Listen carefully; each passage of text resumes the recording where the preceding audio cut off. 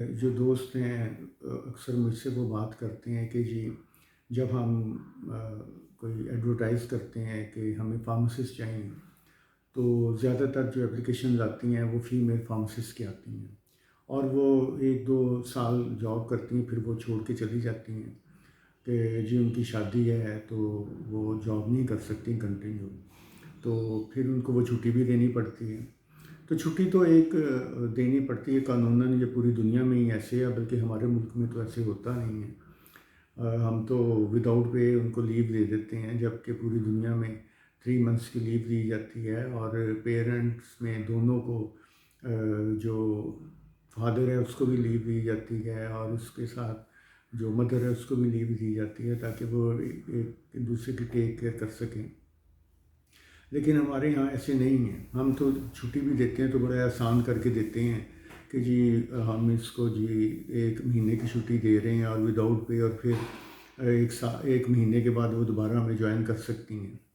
ایسا نہیں ہے، اگر ایسے کر لیا جائے جیسے باہر کے ملکوں میں ہے تو میرے خیال میں بہت آسانی بھی ہو جائے، اور ایک یہ اس سے اللہ رب العزت بھی خوش ہوں گے کہ آپ اپنی فیکٹری جہاں پہ اتنا کام کرتے ہیں وہاں پہ ایک ڈے کیئر سینٹر، ایک روم ایسا بنا لیں جہاں پہ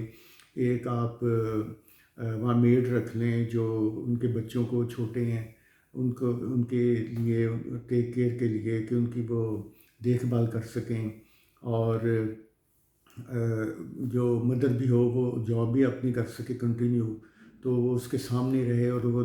گاہے بگاہے جا کے اس کو 2 گھنٹے بعد 3 گھنٹے بعد اس کی نظروں کے سامنے بچہ رہے، تو میرے خیال یہ پرابلم ختم ہو سکتی ہیں۔ اور ہمیں اس طرف جانا چاہیے، باہر کے بہت سارے ملکوں میں نے دیکھا ہے کہ وہاں پہ ایسے ڈے کیئر سینٹر انہوں نے فیکٹریز میں بنائے ہیں، اور بلکہ یہاں پہ بھی ہے کہ ان کے بچے جب اسکول جاتے ہیں تو وہ اسکول سے سیدھے فیکٹری میں اپنے پیرنٹس کے پاس آ جاتے ہیں، مدر کے پاس آ جاتے ہیں، اور وہ وہاں پہ ان کو لنچ بھی سرو کیا جاتا ہے، اور وہ چھٹی تک ان کے ساتھ وہ میڈ کے ساتھ کھیلتے بھی ہیں۔ اگر ہم ایسا کر لیں تو ہماری یہ جو پریشانی ہے کہ جی جو فیمیل فارماسسٹ ہیں یا فیمیل آفیسرز ہیں وہ ہمارے ساتھ کنٹینیو نہیں کرتی ہیں، ہم ان کے اوپر انویسٹ بھی کرتے ہیں، سکھاتے بھی ہیں، تو وہ کنٹینیو کریں گی اگر ان کو یہ سہولت دے دی جائے، اور یہ بہت اچھی سہولت ہے، اور میرے خیال اس کے اوپر سوچنا چاہیے سب کمپنیز کو کہ ہمیں بھی یہاں پہ اس طرح کے جو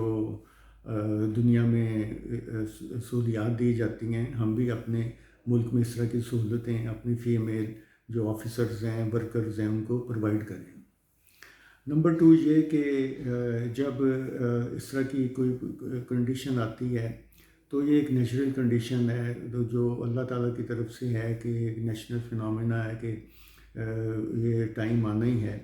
تو اس میں اس کی بلکہ مدد کرنی چاہیے، نہ کہ اس کو اس وقت کہہ دیا جائے کہ جی آپ کو ہم چھٹی دے رہے ہیں تو اس کے بعد دیکھیں گے اگر چھٹی ہوئی اویلیبلٹی ہوئی بعد میں جاب کی تو ہم آپ کو کنٹینیو کروائیں گے،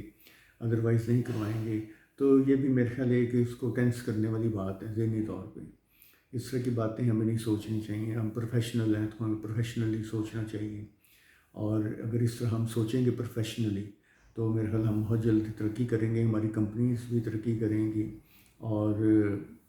ہمارے پاس جو امپلائیز ہیں